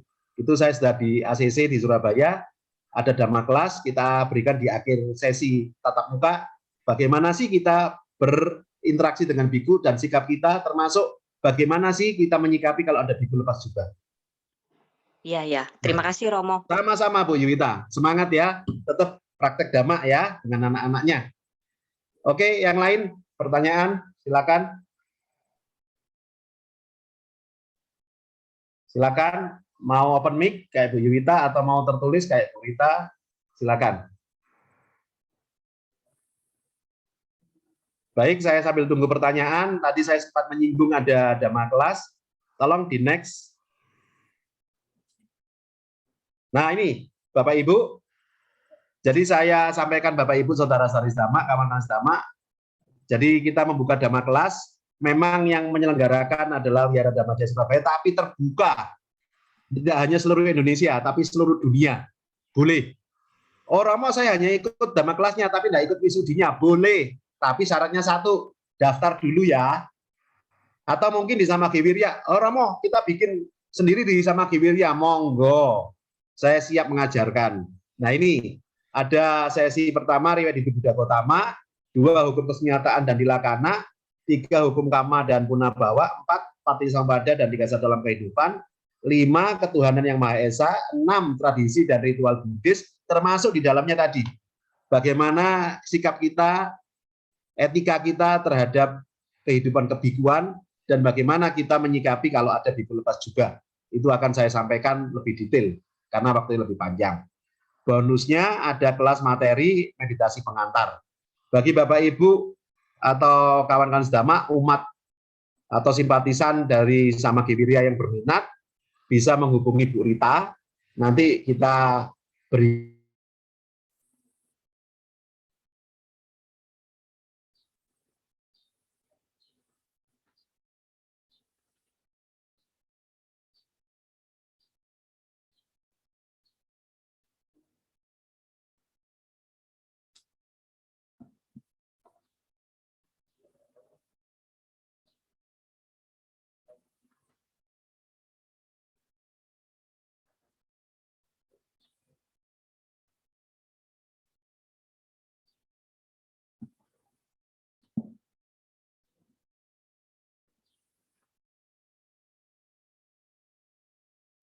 mohon maaf tadi putus lagi, dan ujung acaranya dhamma kelas ini adalah wisudi. Ya. Bisa wisudinya di Surabaya atau wisudinya di Samakiwirya. Nanti kita memohon pada biku yang kita ajukan untuk melakukan wisudi upasaka-upasika dan dapat nama Buddhis. Seperti itu. Ada pertanyaan Bapak Ibu, kawan-kawan sedama tentang materi yang saya sampaikan dan tentang dhamma kelas ini? Dan ada bonus kelas meditasi pengantar. Tanya Romo, Ya, silakan Bu Rita. kalau kita ngadakan sendiri itu berapa hari Romo? Ini kalau satu sesi kan 1 hari ya Bu, paling 2 jam, 3 jam. Nah, itu berarti kalau kita 6 materi 6 hari, berarti kurang lebih 7 hari ya sama materi pengantar meditasi. Plus kalau mau dikasih plusnya 8 hari ke-8 itu diajarkan bagaimana memimpin puja, membaca parita. Seperti itu. Jadi ini sekali dayung 3-20 terlampaui Bu. Akhirnya kita regenerasi kan Bu Rita. Ada pemimpin puja, penerjemah, begitu ya. Ya. Iya. Terima kasih, Romo. Sama-sama Bu Rita. Thank you. Ya. Oke, ada lagi pertanyaan? Mau Suryo, saya mau tanya. Bagus. Mau budaya, Sugiyoto. Sehat ya? Ya, sehat. Ya, gimana kok? Ini Romo, kita kan sering dengar ya, kalau utamanya di kita di Materawada Indonesia, para Pak Bajika, Pak Bante itu kan tidak semua dalam arti mereka menjadi Bante itu sudah melepas semuanya dari baju ke jubah. Termasuk kalau seandainya umat mau memberikan dana juga di situ kan dicantumkan para Bante tidak memegang tidak memegang tanda kutip ya dana itu. Nah, seringnya kan kita memberikan dana dalam amplop yang akan dipegang oleh mereka sendiri kalau seandainya mereka tidak punya dayaka. Ya. Itu juga kalau seandainya naik pesawat sendiri tidak ada dayaka. Nah, untuk membayar atau membeli sesuatu kan terus gimana? Apalagi kalau mungkin mereka tidak punya yang berbentuk card, yang berbentuk paperless gitu. Harus memegang uang tunai. Saya dulu pernah waktu ke Balikpapan itu ketemu yang mulia waktu itu masih hidup almarhum Bante Giri Rakito Mahatera. Oke.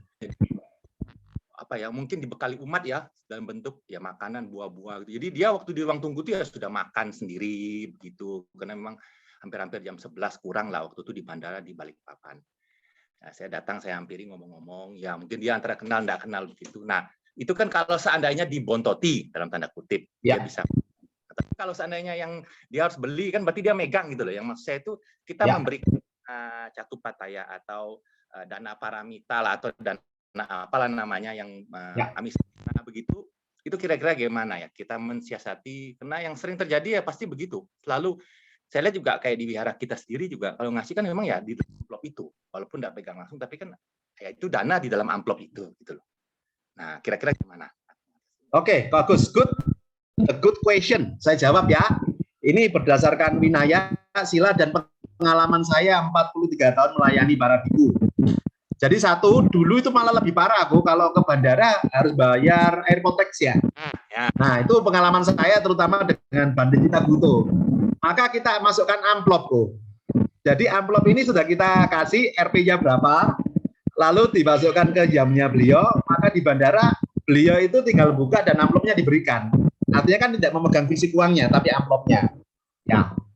Lalu tentang, mohon maaf, mendiang yang mulia Bante Giri Rakito Mahatera, beliau itu dari Theravada yang Mahanikaya. Kalau STI kita kan Dhammayutika. Ya. Kalau Mahanike itu memang ada kebebasan boleh megang uang, Pak Agus. Khusus Mahanike ya. Jadi kalau kita yang STI kita itu adalah Dhammayutika, tapi memang beliau adalah anggota STI saat itu. Yang seharusnya sangha kita saat itu dulu namanya Sangha Theravada Dhammayutika Indonesia. Tapi karena ada yang tidak satu darah yang Mahanikaya, maka Dhammayutikanya ditiadakan. Nah, tentang dibontotin itu boleh, termasuk yang mulia Bante Jotitamu Mahatera ketika mengambil S2 dan S3 di Gajah Mada malah dibawai rantang kok Agus. Jadi bawa rantang begitu, nggak apa-apa. Nah, sedangkan di wihara kita ngasih angpo bante, catupacaya. Dari pengalaman saya, biasanya kalau ada saya yang ngeringkesi dan memasukkan ke yamnya beliau. Itu kalau saya. Ya, terus saya bilang dengan kesantunan, Bante, catupacayanya sudah saya masukkan ke yam. Biasanya bantenya, ya baik, begitu aja. Tidak pernah dari pengalaman saya 4 tahun bantenya naik, oh berapa ya kok Suryo? Enggak. Tidak pernah itu kok. Ya. Seperti itu, Pak Agus. Oke.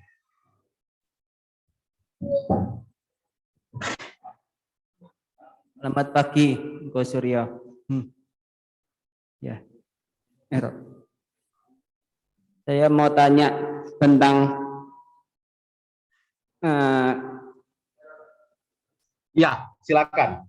Ya, jadi kita sebagai umat, terutama kalau yang melayani Bante begitu ya.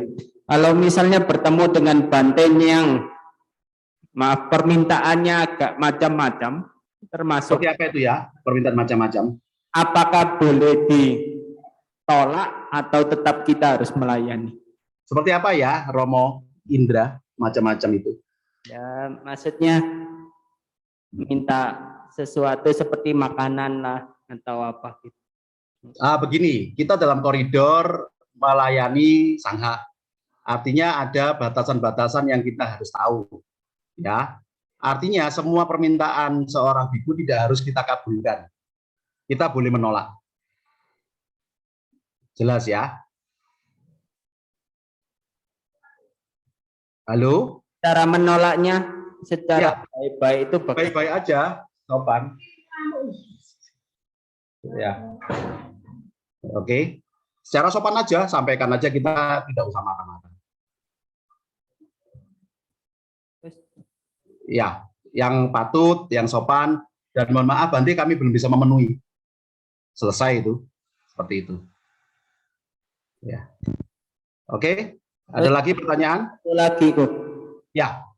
Kalau ada seorang Bante memberikan, bukan umat yang memberikan dana, tapi Bante yang memberikan dana kepada umat, terutama berupa uang, itu bagaimana sikap kita sebagai umat?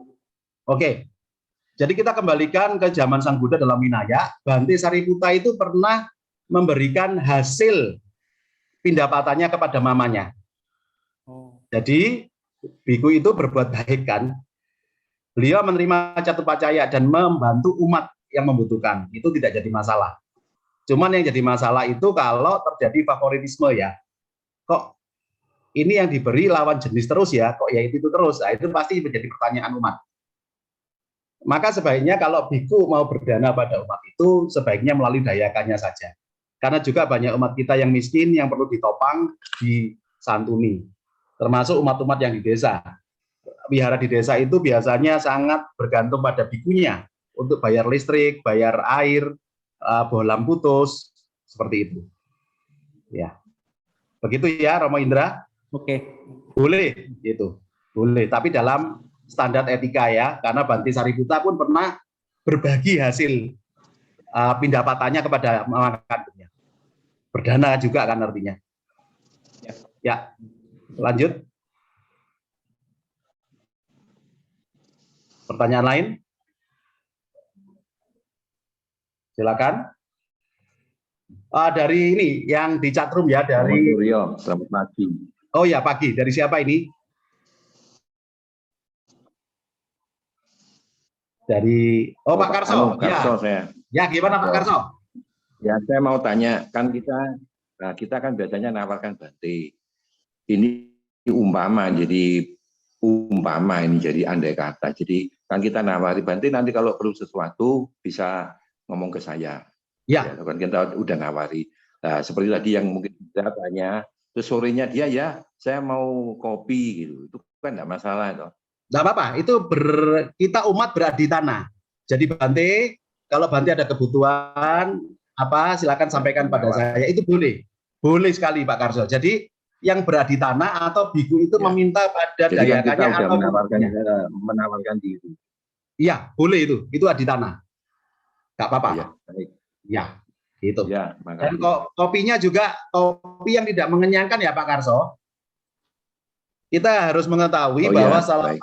pukul 12 siang itu yang tidak mengenyangkan dalam winaya adalah tidak melebihi sekepalan tangan, tidak mengenyangkan dan tidak ada ampas. Maka kalau beliau minta kopi, berikan aja yang kopi tanpa ampas dan tanpa gula.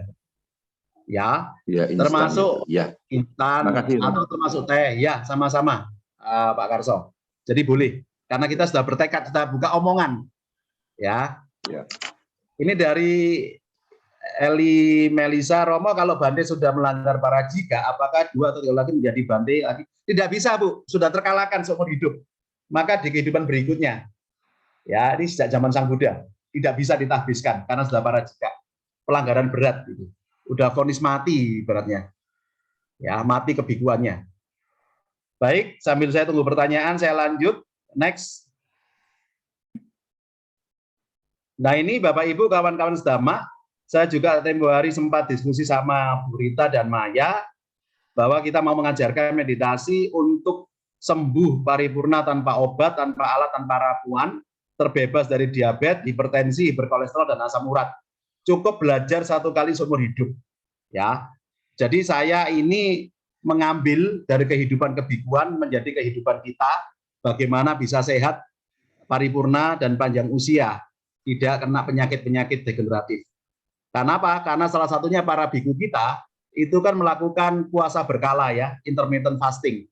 Beliau selesai makan maksimal pukul 12 dan baru makan lagi pukul 6 besok hari, atau ada yang hanya makan sehari sekali pukul 11. Itu ternyata bagus sekali untuk pankreas kita. Jadi ini kabar gembiranya, diabetes pun bisa sembuh. Maka ini tugas saya sebagai Dhamma Duta, sudah waktunya mengawamkan winaya kebikuan pada umat.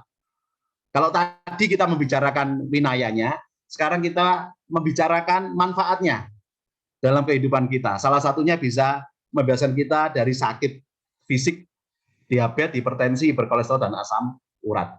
Cukup belajar 1 kali seumur hidup, Anda melakukan, asal konsisten, Anda akan terbebas dan tidak akan minum obat seumur hidup. Seperti itu. Dan ini saya sampaikan ke Bu Rita, ke Maya, monggo kalau di Sama Gewirya mau diadakan, saya siap mengajarkan, cukup 1 kali seumur hidup. Ya, ini praktek benar-benar dari kehidupan kebikuan. Kita akan sehat, panjang usia, tidak merepotkan dan tidak bergantung pada obat-obatan. Seperti itu. Baik, Bapak Ibu, kawan-kawan sedama, kita sudah di ujung acara. Silakan ada pertanyaan yang mungkin mau ditanyakan. Ya, silakan. Dari siapa ini? Rita Romo. Oh iya, Bu Rita, silakan Bu. Meditasi kesehatan tadi itu berapa jam Romo? Kalau saya ngajarkan itu 8 jam. Jadi mulai pagi, harus jemur matahari, terus nanti latihan meditasinya jalan, duduk, berdiri, lalu dikasih teorinya, dikasih cara-caranya, maka selepas acara orang itu bisa praktek di rumah, dan kita pantau Bu Rita selama 45 hari sampai dia sembuh. Berarti Seperti itu. ODM ya Romo? Iya, One Day Mindfulness. Ya, maka saya singkat WOW, Wonderful of Awareness. Kenapa begitu? Ini salah satu memasyarakatkan meditasi dan mengeditasikan umat agar mereka cinta dengan meditasi Buddhis. Kalau diberitahu ini loh manfaatnya, pasti kan banyak yang mau mencoba. Ya. Oke. Itu Bu Rita. Oke Bu Rita, ada lagi pertanyaan Bu Rita? Itu dulu Romo. Baik. Demikian Bapak Ibu, kawan-kawan sedama yang bisa saya sampaikan saat ini.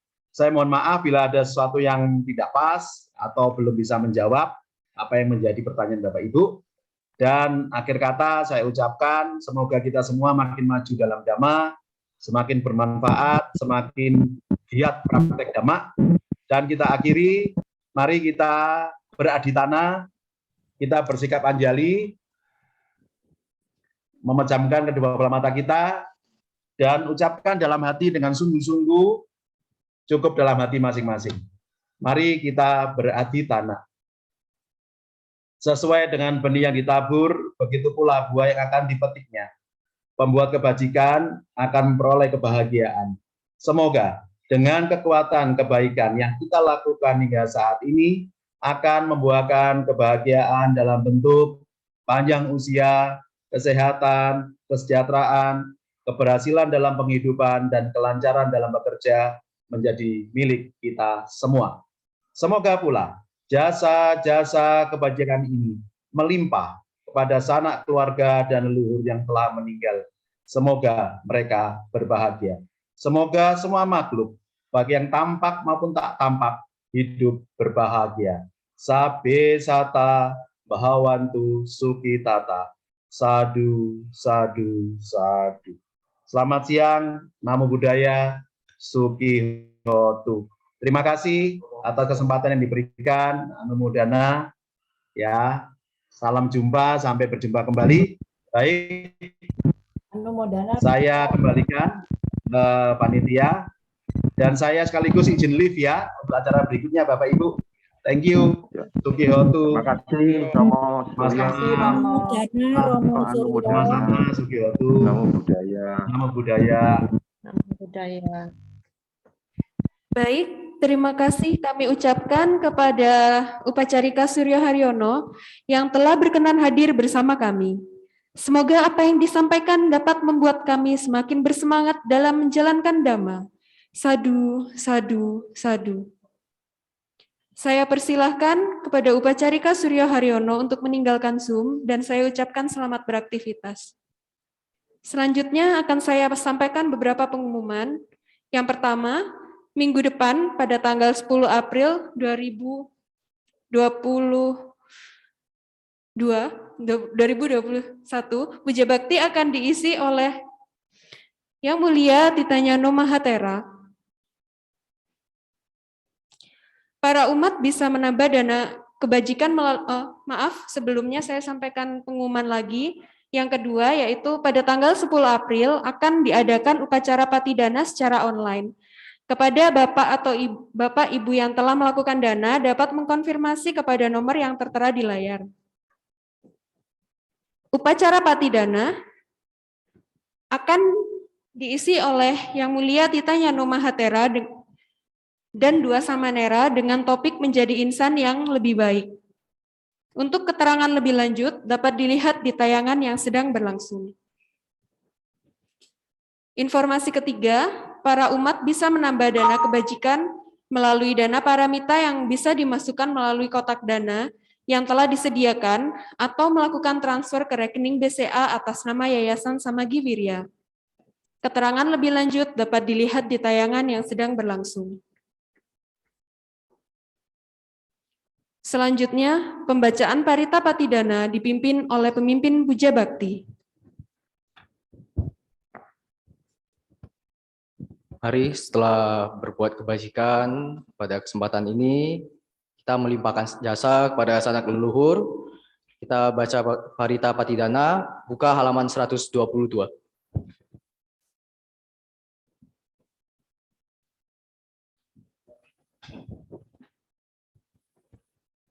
Handamayang patidanang garumase punya sida nikatasa yananya nikata nime te sancabagino hontu satananta pamanaka ye piya gunawanta ca mayang mata pita dayo ditame capya ditawa anye maja tawerino satta titan tilokasming te bumma catuyo nika pance kacatuwo kara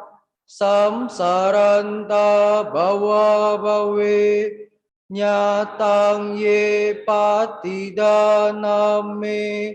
anumodantu te sayang ye cimang napajananti dewa te sang niwedayu Maya dinana punyanang anumodana hetuna sabbe satta sadahontu awera sukajiwino kemapadan capapontu te sasasi jatang subah.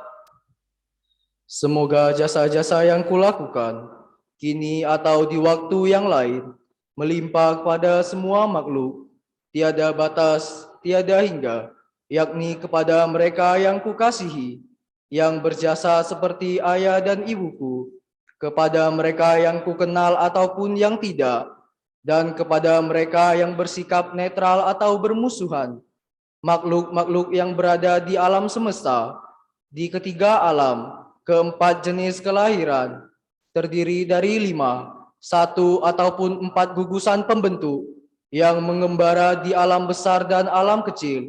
Atas pelimpahan jasaku ini, semoga mereka yang mengetahui turut bersukacita, bagi mereka yang tidak mengetahui, semoga para dewa memberitahukannya. Berkat turut bersukacita atas jasa-jasa yang kulimpahkan ini, semoga semua makhluk senantiasa bebas dari kebencian, serta hidup dalam kebahagiaan. Semoga mereka mendapatkan jalan kedamaian. Semoga cita-cita luhur mereka tercapai. Sadu, sadu, sadu.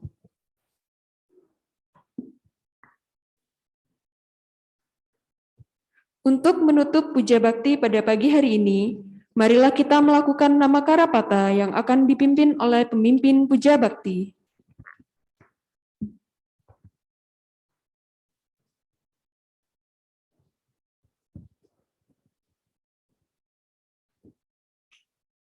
Arahang sama sambuddho bhagawa.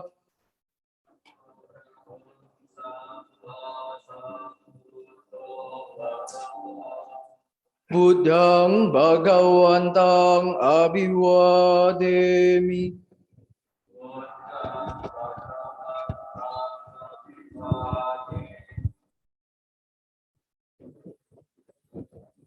Swakato bhagavata dhammo.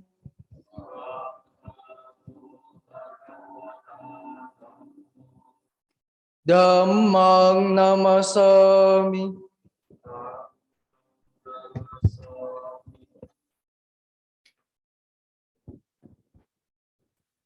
Supatipanno bhagavato sawaka sangho.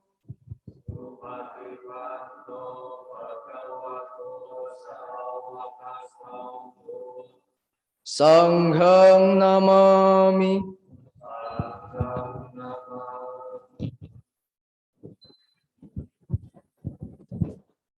Marilah bersama-sama kita mengucapkan Sabe Sata Bhawantu Sukhitata. Semoga semua makhluk hidup berbahagia. Sadu, sadu, sadu.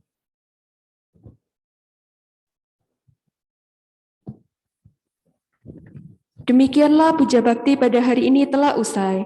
Kami himbau kepada para umat untuk tetap menjaga kesehatan. Saya mengucapkan mohon maaf jika ada kesalahan. Terima kasih, terimalah salam kasih dalam Dhamma. Sotihotu Namo Buddhaya. Namo Buddhaya.